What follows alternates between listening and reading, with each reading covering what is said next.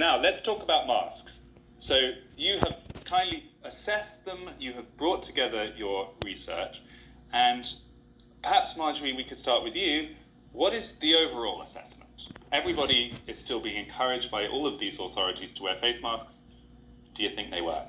Well, let's kind of go back to the beginning of the pandemic a bit. At the beginning of the pandemic, I think there was some plausibility that they would work, especially if we originally thought it was spread through droplet transmission, which masks are pretty effective against.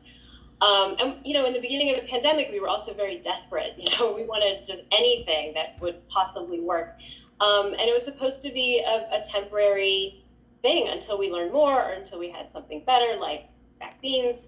And 3 years in, we are still debating whether or not they work. And it's really beyond time to start looking at the best data that we have on masks. And there is a substantial amount of literature looking at masks, especially if we look even pre-pandemic and look at flu. There are many of these what's called randomized controlled trials. It's really the gold standard of evaluating whether these interventions are working. And we have a lot of them, and we have them for COVID as well at this point, randomized controlled trials looking at masks.